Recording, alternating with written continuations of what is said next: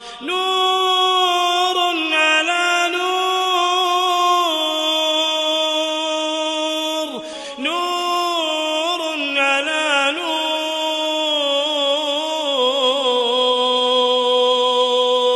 يهدي الله لنوره من يشاء.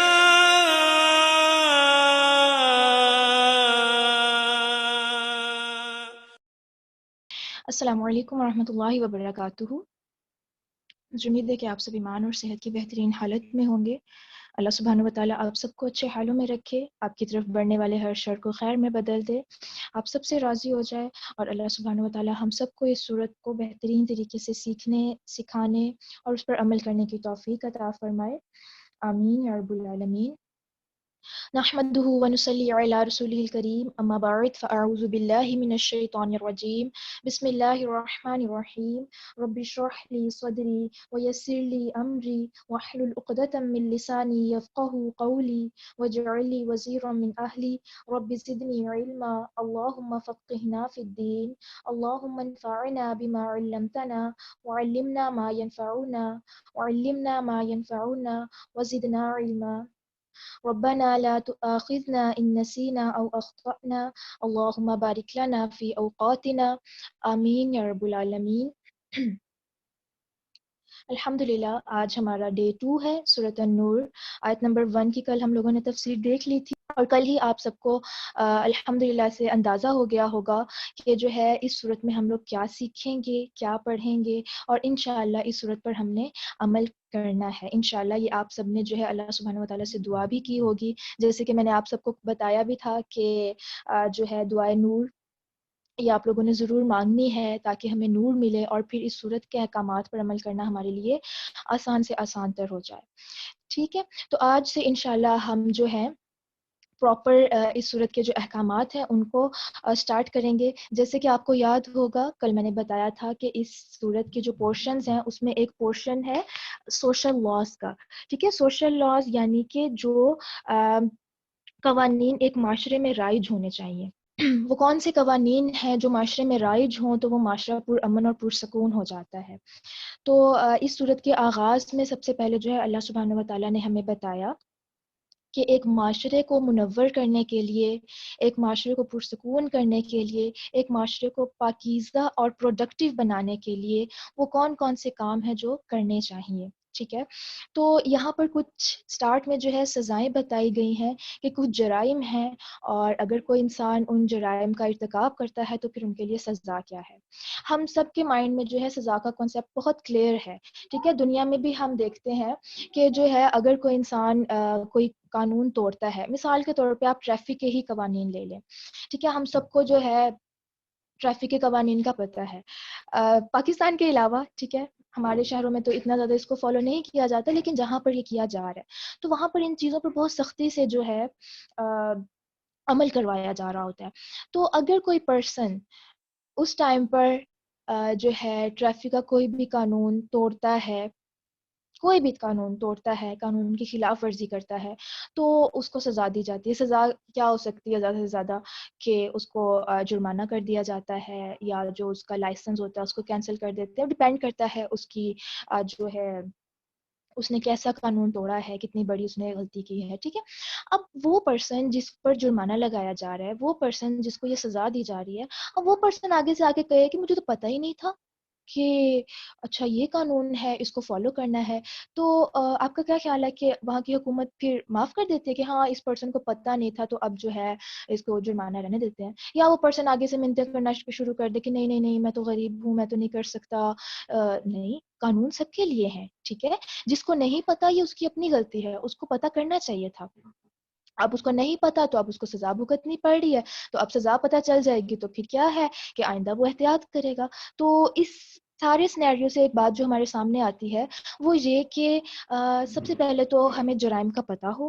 ٹھیک ہے، ہمیں ان باتوں کا پتہ ہو جن کی وجہ سے قانون کی خلاف ورزی ہوتی ہے، اور پھر ہمیں سزاؤں کا بھی پتہ ہو، کیونکہ جب تک ہمیں سزا کا نہیں پتہ ہوتا نا ہم اس قانون کو جو ہے نا انڈر ایسٹیمیٹ کر رہے ہوتے ہیں. اب پاکستان کے جن شہروں میں ہم رہ رہے ہیں تو وہاں پر کیا ہوتا ہے کہ جو ہے ہمارے یہاں پر سزائیں اتنی زیادہ نہیں ہیں، تو لوگ آپ دیکھ لیں کیسے کر رہے ہیں.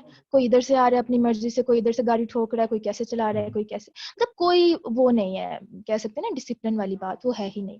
وہ پیچھے ریزن کیا ہے کہ نہ سزا کا ڈر ہے، نہ قوانین کا کوئی پتہ ہے، کچھ بھی نہیں ہے. تو جب انسان اس طرح سے معاشرے میں زندگی گزار رہا ہو اور خود کو مسلمان بھی کہے، مسلمان ہونے کے ساتھ وہ ایسی زندگی گزار رہا ہے کہ نہ اس کو قوانین کا پتہ ہے، نہ اس کو یہ پتہ ہے کہ اگر میں نے خلاف ورزی کی تو کیا نقصان ہوگا، اور نہ اس کو یہ پتہ ہے کہ اس کی سزا کیا ہوگی، تو آپ دیکھ لیں اس کا پھر وہی حال ہوگا کہ ادھر ادھر کی ٹکریں مار رہا ہے، ادھر ادھر کی ٹکریں کھا بھی رہا ہے، اپنا بھی نقصان کر رہا ہے، دوسروں کا بھی نقصان کر رہا ہے. تو اللہ سبحانہ و تعالیٰ نے انسانوں کو بنا کے ایسے ہی نہیں چھوڑ دیا کہ اب تمہاری مرضی ہے، جاؤ جو مرضی کرنا کرو. نہیں، جب انسان اسلام کے اندر آ جاتا ہے نا، تو سمجھے اس کے اوپر باؤنڈریز لگ گئی ہیں. آپ لوگوں نے قرآن پاک کی وہ آیت سنی ہوگی کہ دین کے معاملے میں جبر نہیں ہے. بہت سے لوگ اس کو بہت غلط مس کوٹ کر رہے ہوتے ہیں. وہ کیا کہہ رہے ہوتے ہیں کہ دین کے معاملے میں جبر نہیں ہے، کوئی نماز پڑھتا ہے نہ پڑھے، کوئی پردہ کرتا ہے نہ کرے، کرنا ہے تو کرے، نہیں کرنا تو نہ کرے، تم دوسروں کو کیوں کہتے ہو؟ ارے بھائی، اس آیت کو ہمیں سمجھنا ہے پہلے.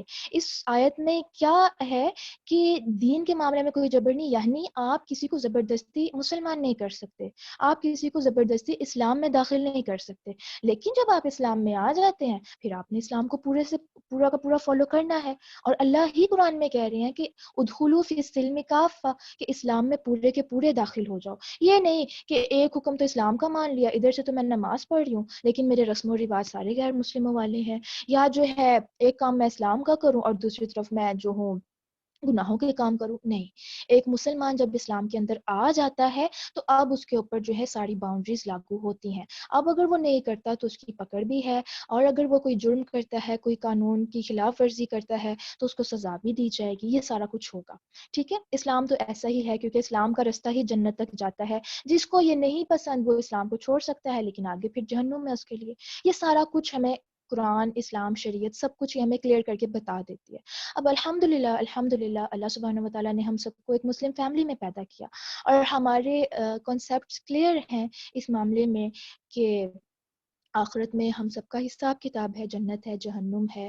اور یہ بھی الحمدللہ ہم سب کو پتہ ہے کہ اللہ کو جو ہے اسلام کے سوا کوئی اور دین قابل قبول نہیں ہے، اللہ صرف اسلام کو ہی قبول کریں گے. تو یہ ساری تمہید کا مقصد کیا ہے کہ یہ سب جو ہے ایسے ہی نہیں ہے.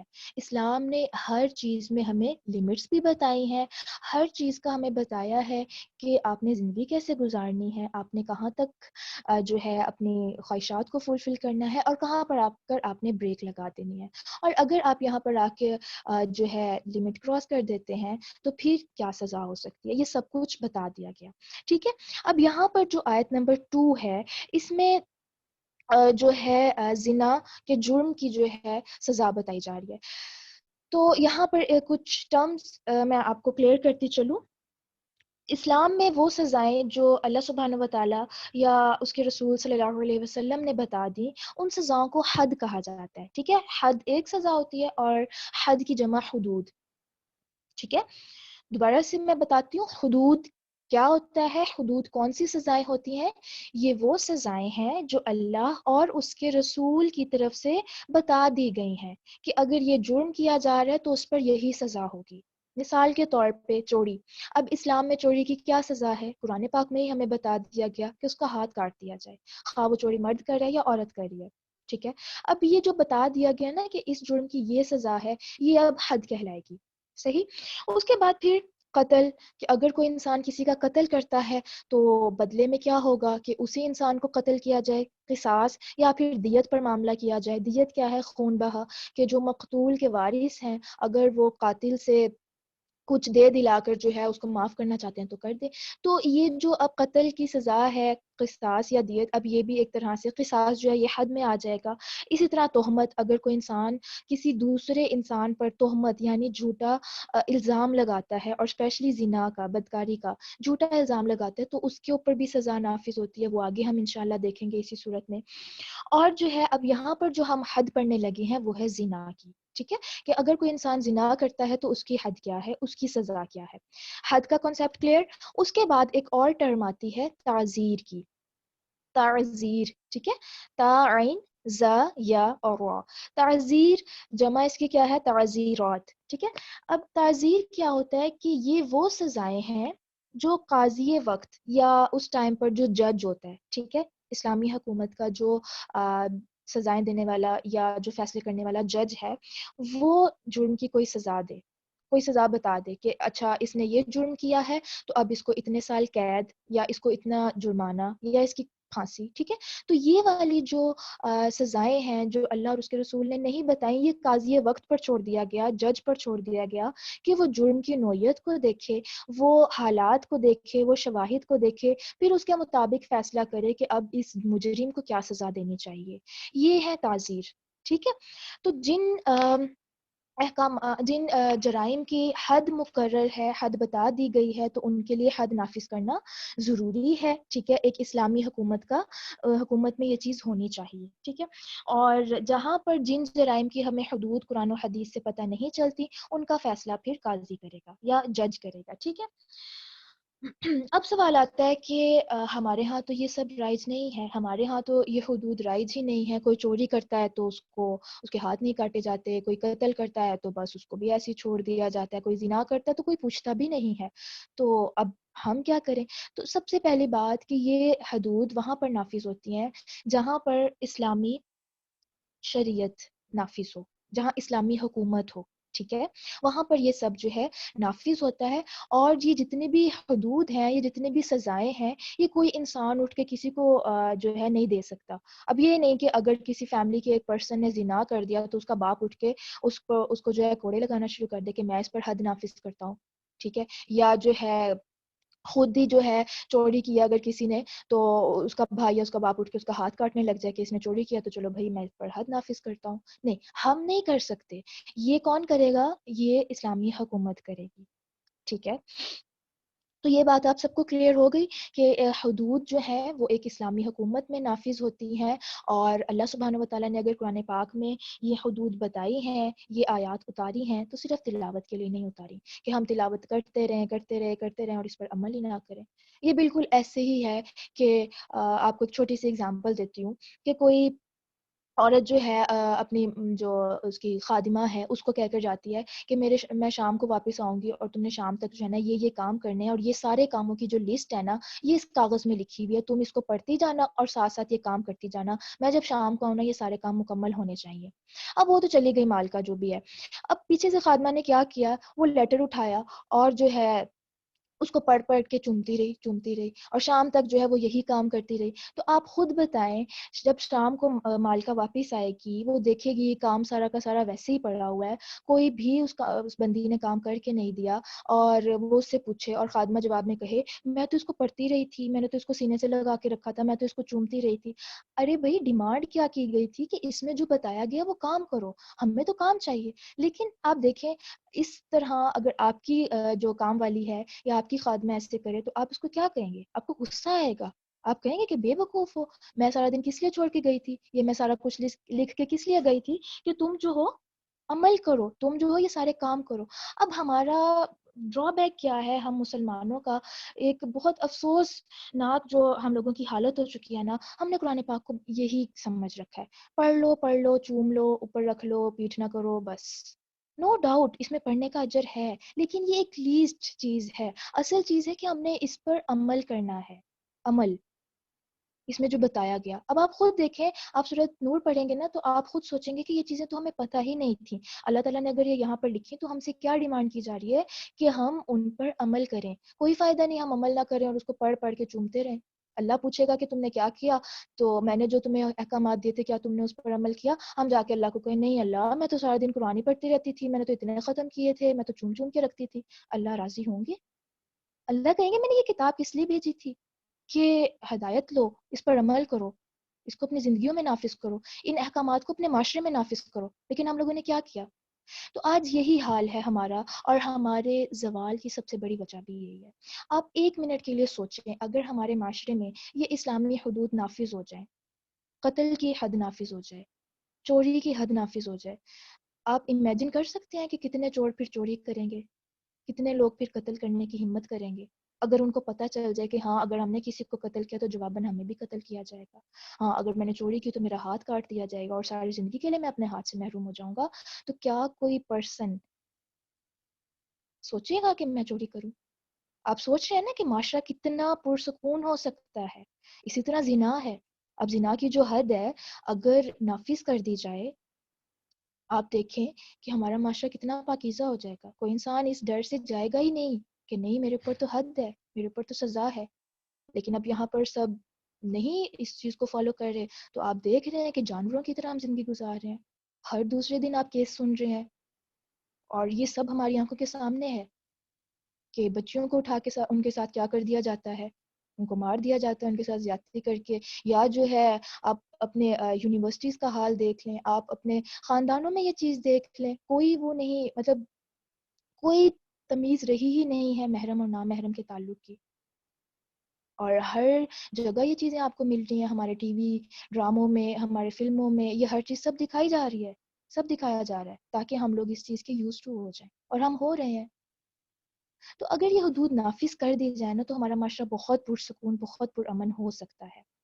تو اس سے کیا بات پتہ چلتی ہے کہ ایک اسلامی شریعت کا نافذ ہونا کتنا زیادہ ضروری ہے. تو اللہ سبحانہ و تعالیٰ نے یہ احکامات صرف تلاوت کے لیے نازل نہیں کیے تھے. تو بہرحال ہم اب اس کا آغاز کرتے ہیں کہ اب اس میں بتایا کیا جا رہا ہے.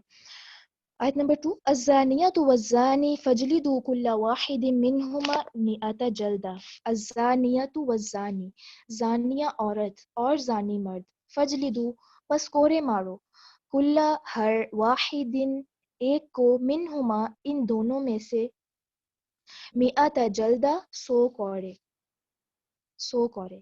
ٹھیک ہے کہ زانی مرد، زانی عورت اور زانی مرد ان دونوں کو 100 کوڑے مارو. اب آپ یہاں پر دیکھ رہے ہیں کہ اس آیت میں سب سے پہلا ورڈ آیا زانیہ، الزانیۃ، عورت کا ذکر پہلے ہے. اور آپ سب کو پتا ہے کہ اس کام میں، اس جرم میں سب سے پہلے جو ملوث ہوتی ہے وہ عورت ہی ہے. اگر ایک عورت اپنے پاس آنے کی اجازت نہ دے تو مرد کیا کر سکتا ہے؟ ایک عورت مرد کو لفٹ ہی نہ کروائے، مرد کیا کر سکتا ہے؟ تو اس لیے اس آیت میں پہلے عورت کا ذکر کیا گیا، کیونکہ زنا ایسا جرم ہے جو شروع ہی عورت کی طرف سے ہو رہا ہے. یہ عورت ہی، یہ جو آپ لوگوں نے بھی حدیث سنی ہوگی نا کہ آپ صلی اللہ علیہ وسلم نے عورت کو فتنہ کہا ہے، وہ اسی سینس میں کہا ہے کہ وہ عورتیں جو معاشرے میں اس طرح سے فتنہ پھیلاتی ہیں کہ مردوں کو اپنی طرف مائل کرتی ہیں، اور اس کے بعد پھر اس حد تک گر جاتے ہیں وہ لوگ کہ اس طرح کا جرم کر بیٹھتے ہیں. اگر آپ قرآن پاک میں دیکھیں تو جہاں پر چوری کی حد بتائی گئی ہے نا، چوری کی سزا بتائی گئی ہے جس آیت میں، تو وہاں پر پہلے چور مرد کا ذکر ہے کہ اگر کوئی مرد چوری کرے اور پھر کوئی عورت چوری کرے تو ان کو یہ سزا دو. تو وہاں پر مردوں کا ذکر اس لیے کہ چوری کا جرم زیادہ تر مرد ہی کرتے ہیں، لیکن زنا کا آغاز عورت سے ہی ہوتا ہے، عورت سے ہی ہوتا ہے. عورت نہ جواب دے کسی رانگ نمبر کے میسج کا، عورت نہ کال اٹینڈ کرے کسی نامحرم مرد کی، عورت نہ لفٹ کروائے کسی کو، تو کس مرد کی ہمت ہوگی کہ وہ عورت کی طرف آنکھ اٹھا کر بھی دیکھے؟ اگر ایک عورت خود کو کور کر کے نکل رہی ہے، اگر ایک عورت اپنے آپ کی حفاظت کر رہی ہے، اگر ایک عورت اپنے آپ کو اتنا لمٹ کر رہی ہے کہ وہ ہر ایک نامحرم مرد سے فرینک ہو کر بات نہیں کری، تو کس مرد کی ہمت ہوگی کہ وہ ہنس ہنس کے اس سے بات کرے؟ کس مرد کی ہمت ہوگی کہ وہ اس کو ہاتھ لگانے کا بھی سوچے؟ یہ عورت ہے. ٹھیک ہے، تو ہم سب یہ عورتیں، ہم سب کو اس چیز کا جو ہے بہت دھیان رکھنے کی ضرورت ہے. اب آپ کو اندازہ ہو رہا ہوگا کہ کیوں کہا گیا کہ سورۃ نور جو ہے اپنی عورتوں کو سکھاؤ. ٹھیک ہے، تو بہرحال اب ان کی سزا کیا ہے کہ ان کو 100 کوڑے مارنے ہیں. اچھا، اب زنا کا آپ سب کو پتہ ہے کہ ایک نامحرم مرد اور عورت کا جو ہے آپس میں سیکشل ریلیشن شپ جو ہوتا ہے وہ زنا کہلاتا ہے. ٹھیک ہے، اب اگر کوئی پرسن یہ کام کر بیٹھا ہے، مرد اور عورت یہ کام کر بیٹھے ہیں، تو ان کو اب کیا سزا دی جائے گی کہ ان کو 100 کوڑے مارے جائیں گے. اب یہ جو سزا بتائی جا رہی ہے نا، یہ غیر شادی شدہ زانی کی، کہ وہ پرسن، مطلب جو غیر شادی شدہ ہے، وہ مرد، وہ لڑکا، وہ لڑکی جو غیر شادی شدہ ہیں اور وہ اس جرم میں ملوث ہو جاتے ہیں، تو اب کیا ہے کہ ان کو 100 کوڑے مارنے ہیں. ٹھیک ہے، اب یہ تو اس آیت میں تو ہمیں غیر شادی شدہ کی سزا پتہ چل گئی. حدیث سے ہمیں پتہ چلتا ہے کہ جو شادی شدہ پرسن یہ کام کرے، ٹھیک ہے. کوئی میرڈ پرسن یہ کام کرے، میرڈ مرد ہے یا میرڈ عورت ہے، وہ اس طرح سے اس جرم میں ملوث ہو جائے، زنا کر لے کسی غیر مرد یا کسی غیر عورت کے ساتھ یہ کام کر لے، تو اب اس کی سزا کیا ہوگی؟ اس کی سزا یہ ہے کہ اس کو 100 کوڑے لگا کر رجم کر دیا جائے. اب رجم کیا ہے؟ پتھر مار مار کر ہلاک کرنا. جب ہم فرسٹ ٹائم یہ سزائیں سنتے ہیں نا تو ہمارے مائنڈ میں شیطان ڈالتا ہے اللہ اسلام اتنا سخت ہے، اتنا سخت اور اتنے ظالم والے. اور بہت سے لوگ کہتے ہیں کہ اتنی سخت سزائیں کیوں ہیں؟ تو اگر آپ اس جرم کی نوعیت کو دیکھیں نا تو یہ سزائیں اصل میں ظلم کا خاتمہ ہے. آپ دیکھیں کہ جن فیملیز میں یہ سب چل رہا ہو، یا جس مرد یا جس عورت کی لائف میں یہ سب چل رہا ہو، اس کی زندگی پر کیا اثرات ہوتے ہیں. اور اسپیشلی اگر وہ ایک میریڈ ہے، وہ اپنی ایک فیملی رکھتا ہے ایک انسان، اور یا ایک عورت، ٹھیک ہے، وہ اپنی پوری فیملی رکھتی ہے، لیکن اب کیا ہے کہ وہ کسی غیر انسان کے ساتھ اس تعلق میں ملوث ہے. آپ سوچ سکتے ہیں اس کے نسل کا کیا حال ہونے والا ہے. ٹھیک ہے. اور اگر اس جرم کے نتیجے میں اور اس گناہ کے نتیجے میں کوئی اولاد پیدا ہو جاتی ہے تو وہ ناجائز اولاد ہے. وہ کہاں پر وہ بڑی ہو کر معاشرے میں کیا انسان بن کے نکلے گی جب اس کو جو ہے ولد الزنا کا خطاب دیا جائے گا. یہ جرم ایسا ہے جو ایک پرسن کو متاثر نہیں کرتا. یہ جرم ایسا ہے جو پورے معاشرے کو تباہ کرتا ہے، نسل کو تباہ کرتا ہے، پوری فیملی کو تباہ کر دیتا ہے. اور آپ نے دیکھا ہوگا کہ بہت سی لڑکیاں جو ہیں کیا کرتی ہیں جب اس طرح سے انوالو ہو جاتی ہیں کسی کے ساتھ اور یہ گناہ کر بیٹھتی ہیں، آگے وہ زندگی گزارنے کے لائق ہی نہیں ہوتی. اور موسٹلی کیسز جو آپ خودکشی کے سنتے ہیں وہ یہی سن رہے ہیں کہ اس جرم کے بعد جو ہے وہ اس بندی نے خودکشی کر لی کہ اب میں منہ دکھانے کے لائق نہیں رہی، میں آگے کیسے زندگی گزاروں گی. اور جو انسان مینٹلی ڈسٹرب ہو جاتا ہے وہ اگر شادی کر بھی لیتا ہے آگے تو وہ خوش نہیں رہ سکتا. وہ ایک گلٹ اس ساری زندگی کا اس کے اوپر لگا ہوا ہے. تو بہرحال ایک چیز یاد رکھیے گا کہ جو حدود ہمیں بتائی گئی ہیں، اگر کوئی انسان یہ حدود اپنے اوپر لے لیتا ہے، یہ سزائیں دنیا میں اپنے اوپر کر لیتا ہے، بھگت لیتا ہے، تو اس کو آخرت میں سزا نہیں ملے گی. آخرت میں وہ اس گناہ سے پاک اٹھے گا. لیکن اگر وہ یہاں پر نہیں سزا اپنے اوپر لیتا یا جو ہے اس گناہ میں ملوث رہتا ہے تو پھر آخرت میں اس کی بہت سخت پکڑ ہے، الا یہ کہ وہ توبہ کر لے. توبہ کا دروازہ کھلا ہے. ٹھیک ہے.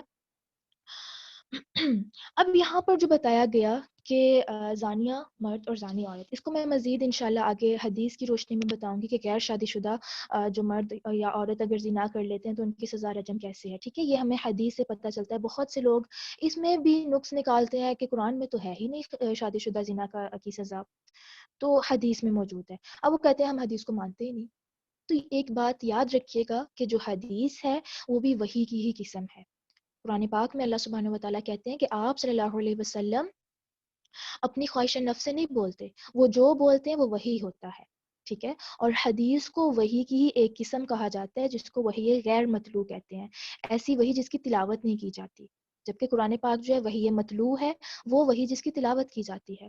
تو اس سے کیا بات پتہ چلی کہ ایک انسان کے مسلمان ہونے کا انحصار اس پر بھی ہے کہ وہ حدیث پر ایمان رکھے بغیر کسی شک کے. آپ کے سامنے ایک صحیح حدیث آ گئی ہے، آپ کے اوپر ماننا ایسے ہی فرض ہے جیسے آپ قرآن کی آیت مانتے ہیں. اگر اس میں کوئی شک آ رہا ہے تو پھر ہمیں ایمان کو چیک کرنے کی ضرورت ہے. ٹھیک ہے. تو حدیث سے ہمیں پتہ چلتا ہے. اور اس کے علاوہ جو رجم کی آیت وہ پہلے قرآن پاک میں موجود تھی، لیکن پھر کیا ہوا کہ اس کو تلاوت کے لیے تو نکال لیا گیا، منسوخ کر دیا گیا، لیکن اس کا حکم باقی ہے. ٹھیک ہے. اور آپ صلی اللہ علیہ وسلم کے دور میں بھی جو تھا یہ سزا نافذ کی جاتی تھی، یہ حد نافذ ہوتی تھی. اگر کوئی شادی شدہ پرسن آ کے آپ صلی اللہ علیہ وسلم کے سامنے اقرار کر لیتا تھا یا جو ہے اس کا جرم ثابت ہو جاتا تھا تو اس کو جو تھی پھر اس کو رجم کیا جاتا تھا. ٹھیک ہے. اس کو یہ سزا دی جاتی تھی. یہ صحابہ کے دور میں بھی دی جاتی رہی تھی، یہ تبع تابعین کے دور میں بھی دی جاتی رہی. ٹھیک ہے. جب تک اسلامی شریعت نافذ رہی یہ سزا دی جاتی رہی تھی. اچھا، اب ایک چیز یہاں پر ہمیں کلیئر کرنے کی ضرورت ہے کہ یہاں پر جو سزا نافذ کرنے کی بات کی گئی ہے نا، یہ تب نافذ ہوگی جب جرم بھی ثابت ہو. یہ نہیں ہے کہ کسی پرسن نے دیکھ لیا ایک لڑکا لڑکی کو، وہ جا رہے تھے اور پھر اس کو واپس آتے دیکھ لیا، اب پرسن نے جا کے جو ہے حکومت کو شکایت لگا دی کہ یہ لوگ تو یہ کر کے آئے ہیں، میں نے ان کو جو تھا جاتے ہوئے دیکھا تھا، ان کو کٹھے بیٹھے ہوئے دیکھا تھا، یا ان کو جو تھا کچھ بھی کرتے تھے. تو اگر کوئی پرسن اس طرح سے کسی کو دیکھتا ہے، ٹھیک ہے، تو وہ چیز زنا میں نہیں ہوتی ہے، مطلب وہ حد نافذ کرنے کے لیے کافی نہیں ہے، ٹھیک ہے. اگر کوئی پرسن میل اور فیمیل کو سیکشلی انٹرکورس کرتے ہوئے اپنی آنکھوں سے دیکھتا ہے، اور پھر مزید 4 لوگ دیکھتے ہیں، ٹھیک ہے، 4 گواہ وہ لے کر آتا ہے، ٹھیک ہے، یا پھر وہ پرسن جس نے گناہ کیا وہ خود آ کر اعتراف کر لیتا ہے، مرد ہے یا عورت ہے، وہ خود آ کر اعتراف کر لیتا ہے، ان 2 صورتوں میں حد نافذ ہوگی. ٹھیک ہے. پہلی صورت کیا ہے کہ جو انسان کسی اور کے گناہ کا بتا رہا ہے تو اس کو 4 گواہ لے کر آنے ہوں گے. وہ 4 گواہ جو ہیں عاقل ہونے چاہیے، عقل مند، سمجھدار. ٹھیک ہے، یہ نہ ہو کہ پاگل سے ہوں، نہیں، سمجھدار ہوں، بالغ ہونے چاہیے، جن کو ان چیزوں کی سمجھ بوجھ ہو، مسلمان ہونے چاہیے، اور انہوں نے ان چیزوں کو اس سارے سچویشن کو، اس سارے سینیریو کو اپنی آنکھوں سے دیکھا ہو. پھر وہ جا کر اگر 4 گواہ پیش کرتا ہے تو اس مرد اور عورت پر حد نافذ کی جائے گی. اگر 4 سے کم گواہ ہیں پھر حد نافذ نہیں ہوگی. ٹھیک ہے. اور اگر وہ پرسن جو آ کے بتا رہا ہے کہ میں نے فلاں مرد اور فلاں عورت کو اس حال میں دیکھا ہے، وہ گواہ نہیں لا پاتا، تو آپ دیکھیں اسلام اسی انسان پر حد نافذ کرتا ہے جو آ کے الزام لگا رہا ہے، جو آ کے یہ بات کہہ رہا ہے کہ میں نے اس کو دیکھا ہے یا ان دونوں کو اس حال میں دیکھا ہے. یہ آگے ہم انشاءاللہ پڑھیں گے. ٹھیک ہے. تو بہرحال 4 گواہوں کا ہونا ضروری ہے، یا پھر جن لوگوں سے گناہ ہوا ہے وہ خود آ کر اعتراف کر لیں. ٹھیک ہے. ہمیں ان دونوں طرح کی مثالیں جو ہے حدیث سے پتہ چلتی ہیں، ایسے واقعات پتہ چلتے ہیں جہاں پر آ کے لوگوں نے خود بھی اعتراف کیا اور 4 گواہ بھی پیش کیے، اور جو ہے جب یہ جرم ثابت ہو گیا تو پھر ان کے اوپر جو ہے حد نافذ کی گئی.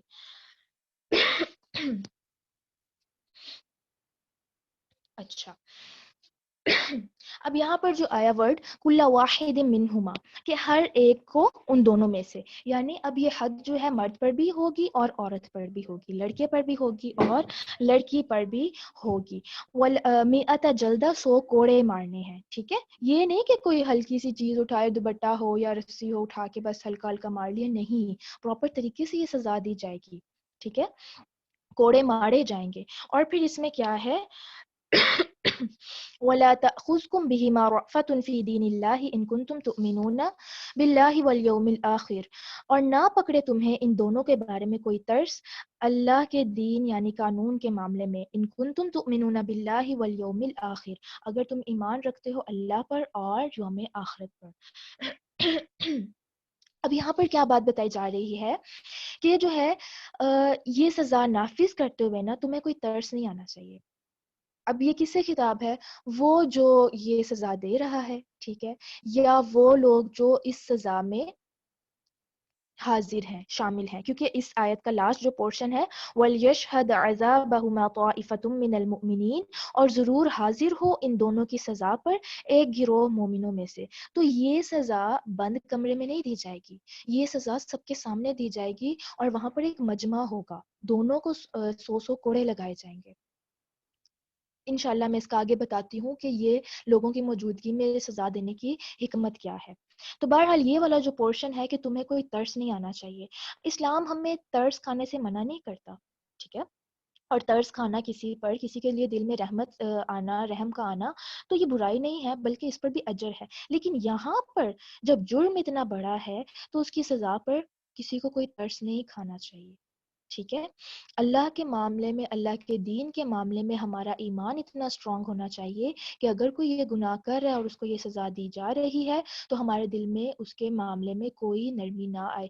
ہاں، اگر اس نے سزا مطلب پوری کر لی ہے، اس نے اپنے اوپر حد پوری کر لی ہے، اب وہ جب معاشرے میں نکل رہا ہے تو پھر کسی کو کوئی حق نہیں کہ اس کو اس کے پچھلے گناہ کا تانا دے، یا کسی کو کوئی حق نہیں کہ وہ جو ہے اس کو اس کے بارے میں اس طرح سے ججمنٹل ہو.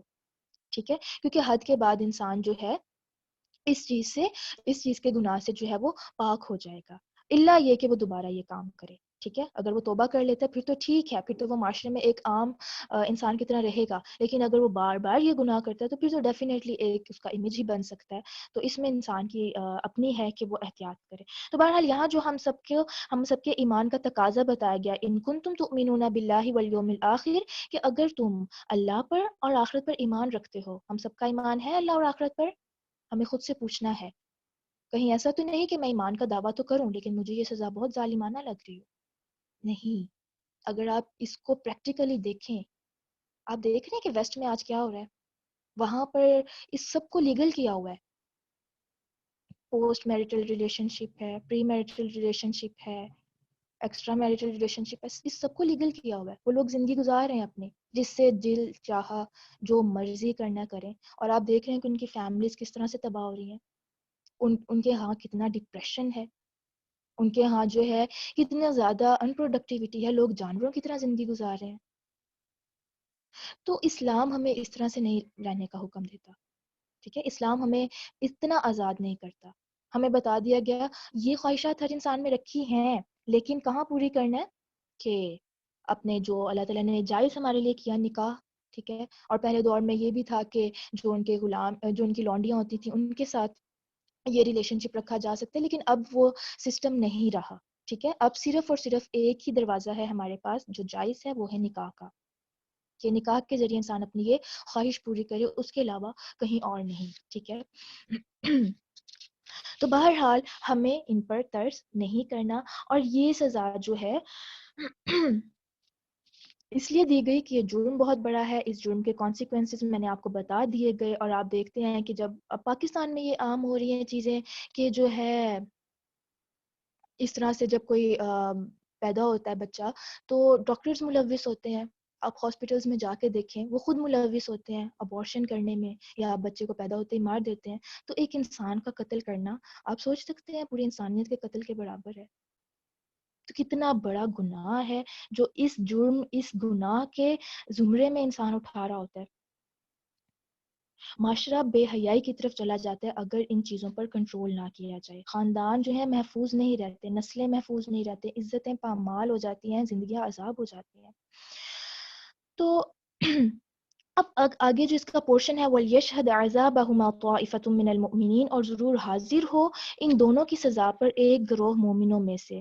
اب اس کے پیچھے کیا حکمت ہے کہ لوگوں کے سامنے یہ سزا دینی ہے تاکہ باقی لوگ جو ہیں اس چیز سے عبرت حاصل کریں, وہ دیکھیں, وہ ڈریں اس چیز سے کہ اگر ہم سے یہ گناہ ہو گیا تو ہماری دنیا میں بھی رسوائی ہے, اور جن لوگوں نے یہ گناہ کیا ہے ان کے لیے بھی یہ آئندہ کے لیے عبرت ہو کہ دنیا میں ہماری رسوائی کتنی ہے.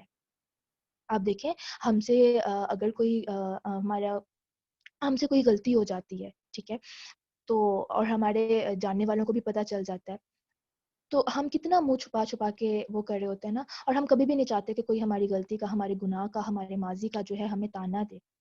ہم میں سے کوئی بھی یہ چیز پسند نہیں کرتا. اگر کوئی ہمیں کہہ بھی دے نا باتوں باتوں میں, یا طنز کر دے, یا ہمیں اس طرح سے کر دے, ہم گھنٹوں بیٹھ کے روتے ہیں کہ کیوں میرے ساتھ اس نے یہ بات کی, میں تو یہ سب چھوڑ.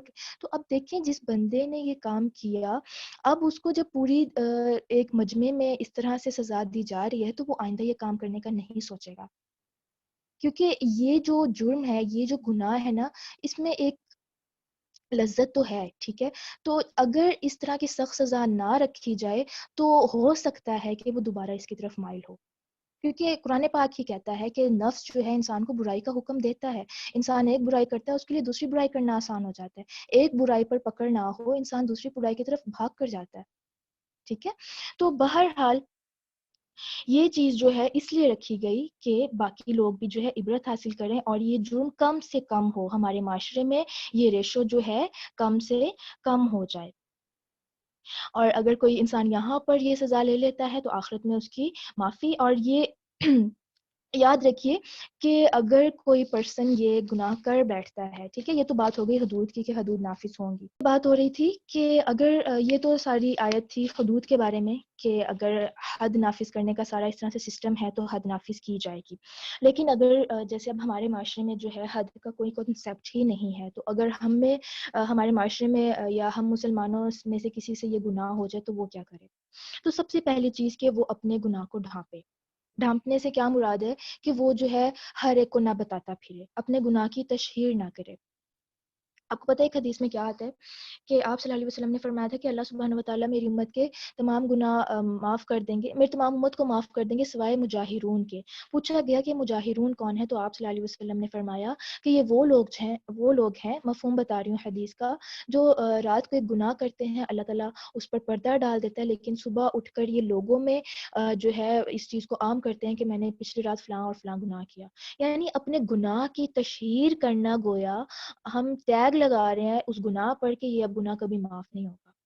وہ کوئی بھی گناہ ہو سکتا ہے, وہ صرف زنا نہیں ہے, وہ کوئی بھی گناہ ہو سکتا ہے. ہم جو اسٹیٹس پر میوزک لگا رہے ہوتے ہیں, گناہوں کی تشہیر کر رہے ہوتے ہیں, یا کوئی فلم یا ڈرامہ دیکھ کر, یا کوئی اس طرح کی غلط چیز جو اللہ کی نافرمانی میں آتی ہے ہم کر کے دوسروں کو بتا رہے ہوتے ہیں, تو ہم سمجھ لیں کہ وہ گناہ ہمارا معاف نہیں ہوگا, الا یہ کہ ہم پھر توبہ کر لیں اور ان لوگوں کو بھی روکیں جن لوگوں کو ہم نے یہ بتایا تھا. کیونکہ بتانا کیوں منع کیا گیا, کہ آپ ایک چیز دوسرے کو بتا رہے ہیں تو ہو سکتا ہے سننے والے نے کبھی اس کے بارے میں سوچا ہی نہ ہو, لیکن آپ کے بتانے سے وہ بھی سوچنے لگ جائے, وہ بھی اس برائی کی طرف مائل ہو جائے, تو نقصان ہوا نا, صرف خود کو نہیں ہوا, اگلوں کو بھی ہو گیا. تو بہرحال اگر کوئی کسی سے یہ گناہ ہو جاتا ہے تو وہ اس کی تشہیر نہ کرے, وہ لوگوں کو نہ بتاتا پھرے, اور جو ہے وہ اس کو چھپا کے رکھے, ٹھیک ہے. اور اب آج کل تو یہ چیز بہت کم ہو گئی ہے, لڑکے لڑکیاں فخر سے اپنے دوستوں کو بتا رہے ہوتے ہیں کہ ہم لوگوں نے یہ کیا, ہمارا فلاں کے ساتھ افیئر, مجھے فلاں نے یہ دیا, فلاں نے وہ دیا, میں فلاں کے ساتھ گئی.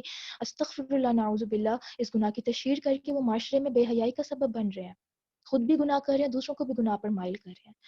تو بہرحال اس کے بعد پھر یہ کہ اللہ تعالیٰ سے توبہ کرے, اور سچی توبہ اور ندامت, سچی ندامت ہونی چاہیے, اور وہ ساری زندگی اس ندامت میں رہے. اب یہ نہیں ہے کہ اس نے توبہ کر لیا تو اب وہ سوچے اچھا بس میں نے توبہ کر لی تو کافی نہیں, یہ گناہ ایسا ہے جو بہت بڑا ہے, ٹھیک ہے. تو اس گناہ کا یہی ہے کہ اگر ثابت نہیں ہو پاتا, مطلب لوگوں تک نہیں جاتا, اس پر حد نافذ نہیں ہوتی ہے, یا انسان خود جو ہے دنیا میں سزا اس کی نہیں بھگتتا, تو بس پھر یہی ہے کہ اللہ کو منا لے, اللہ سے معافی مانگ لے, اور آئندہ زندگی کے لیے جو ہے پکی توبہ کر لے, اور گناہوں سے بچ کے رہے, اور اللہ سبحانہ و تعالیٰ کی مرضی کے مطابق زندگی گزارے, ٹھیک ہے. تو یہ آج کے دور میں کیا جا سکتا ہے.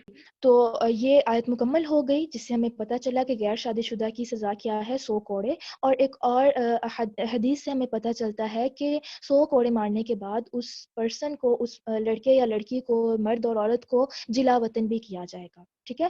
جی, تو بات ہو رہی تھی کہ حدیث سے کیا پتہ چلتا ہے کہ 100 کوڑے کے بعد جو ہے ان کو جلا وطن بھی کر دیا جائے گا. تمام ائمہ کرام سوائے امام ابو حنیفہ کے وہ سب اس چیز پر متفق ہیں کہ ان کو جلا وطن بھی کیا جائے گا, یعنی ملک سے بھی نکالا جائے گا, اور 1 سال کے لیے. اور اس کے بعد جو ہے جو شادی شدہ ہے زانی, اس کی سزا رجم. اور اس میں ہمارے پاس 40 صحابہ کے اقوال آتے ہیں, تابعین کے فتاوی ہیں کہ جو ہے رجم کیا جائے گا, اور ہم اس سزا کا انکار نہیں کر سکتے. ابن عباس کہتے ہیں کہ جس نے رجم کا انکار کیا اس نے قرآن کا انکار کیا, ٹھیک ہے, کیونکہ یہ بھی ایک وحی کی ہی قسم ہے کہ اس حکم کا انکار نہیں کیا جا سکتا. اور اب آپ دیکھیں گے کہ سوشل میڈیا پر ان چیزوں کے بارے میں اتنی بحث کی جا رہی ہوتی ہے, اور اتنا زیادہ یہ کیا جا رہا ہوتا ہے کہ جو ہے آرام سے کوئی بھی پرسن, عام سا بندہ اٹھ کے کہہ دیتا ہے کہ نہیں یہ تو قرآن میں نہیں لکھا, ایسا کیسے ہو سکتا ہے. تو اس طرح سے ہم نہیں کر سکتے, ہمیں بہت زیادہ کیئرفل ہونے کی ضرورت ہے کہ اگر ہم اسلام سے کوئی بات منسوخ کرتے ہیں اور اس کا ہمیں کوئی اوتھینٹک علم نہیں ہوتا, تو اس چیز میں بھی ہمیں کانشیس ہونے کی ضرورت ہے کہ جو ہم علم حاصل کر رہے ہیں ہم کہاں سے حاصل کر رہے ہیں, کیا وہ صحیح بھی ہے یا نہیں, ٹھیک ہے. تو آپ صلی اللہ علیہ وسلم نے کیا فرمایا تھا کہ میں تم میں 2 چیزیں چھوڑے جا رہا ہوں, اگر تم اس کو تھامے رکھو گے تو جو ہے تم گمراہ نہیں ہوگے. تو آج کا دور جو فتنوں کا دور ہے, صرف 2 چیزیں ہی آپ کو گمراہی سے بچا سکتی ہیں, اور وہ کیا ہے, کتاب اور سنت.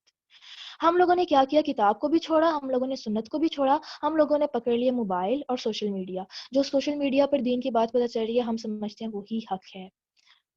نو ڈاؤٹ وہاں پر صحیح چیزیں موجود ہیں, لیکن زیادہ تر غلط چیزیں ہی بتائی جا رہی ہیں.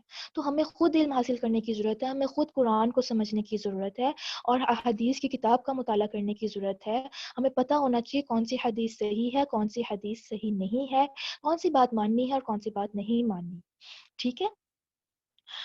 تو یہاں تک جو ہے ہم لوگوں کی پہلی آیت ہو گئی. اب آیت نمبر جو ہے 3 کو دیکھتے ہیں. اچھا, یہاں پر ایک اور میں واقعہ آپ کو بتاتی چلوں رجم کے حوالے سے, کہ بہت ساری احادیث ہیں جس میں جو ہے رجم کی سزا کا بتایا گیا ہے. غامدیہ قبیلے کی ایک عورت تھی مدینہ میں, وہ آپ صلی اللہ علیہ وسلم کے پاس آئی اور اس نے جو تھا اپنے جرم کا اعتراف کیا کہ مجھ سے جو ہے یہ کام ہو گیا ہے, یہ کام سرزد ہو گیا ہے. تو پھر آپ صلی اللہ علیہ وسلم نے اس سے بار بار پوچھا, اس نے کہا ہاں مجھ سے یہ ہو گیا. تو آپ نے فرمایا کہ جب بچہ ہو جائے پھر آنا. تو وہ پریگننٹ ہو گئی تھی, پھر بچہ ہوا تو وہ پھر آئی, تو آپ صلی اللہ علیہ وسلم نے فرمایا کہ ابھی لے جاؤ اس کو دودھ پلاؤ, اور جو ہے جب یہ اور جب یہ جو ہے مطلب اس عمر میں پہنچے کہ اس کی رضاعت کی مدت ختم ہو جائے تو پھر میرے پاس آنا. پھر وہ 2 سال بعد عورت آئی ہے اور اس اپنے بچے کو بھی ساتھ لے کر آئی. بچے کے ہاتھ میں روٹی کا ٹکڑا تھا اور پھر وہ کہنے لگی کہ اب مجھ پر حد نافذ کر دیں. آپ دیکھیں وہ اس بندی کا گلٹ, اس کا اعتراف جرم, وہ بار بار آ رہی ہے اور کہہ رہی ہے کہ بس مجھے جو ہے اس گناہ سے پاک کر دیں, اس گناہ سے پاک کر دیں, میں آخرت کی سزا جو ہے نہیں بھگت سکتی. ٹھیک ہے, پیچھے یہی لاجک تھی جس کی وجہ سے وہ بار بار جو ہے آ کے یہی کہہ رہی تھی. تو آپ صلی اللہ علیہ وسلم نے اس کے بچے کو دیکھا کہ اب وہ جو ہے دودھ پیتی عمر میں نہیں رہا, تو پھر جو تھا اس عورت کو رجم کر دیا گیا. اور پھر کہا جاتا ہے کہ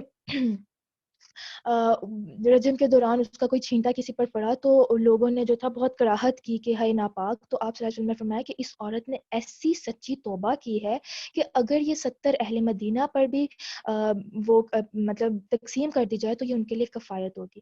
اس سے کیا بات پتہ چلی کہ اگر کوئی سزا بھگت لیتا ہے تو اس کے بارے میں ججمنٹل نہیں ہونا, اس کے بارے میں کچھ بھی نہیں کہنا, کیونکہ اب وہ پاک ہو کر اللہ کے پاس گیا, اب آخرت میں جو ہے اس کو اس گناہ کی سزا نہیں ملے گی. ٹھیک ہے, تو یہ رجم کے حوالے سے میں آپ کو حدیث بتا رہی تھی, واقعہ بتا رہی تھی, تاکہ آپ کو جو ہے یہ کلیئر ہو کہ یہ جو ہے حدیث میں موجود ہے. اور اس کے بعد پھر آپ دیکھیں کہ ان کا ایمان کا لیول, کہ وہ خود آ کر اعتراف کر لیا کرتے تھے کہ ہم سے یہ گناہ سرزد ہو گیا, ہمیں دنیا میں ہی پاک کر دیا. ربنا تقبل منا انك انت السميع العليم وتب علينا انك انت التواب الرحيم. سبحانك اللهم وبحمدك اشهد ان لا اله الا انت استغفرك واتوب اليك. السلام علیکم ورحمۃ اللہ وبرکاتہ.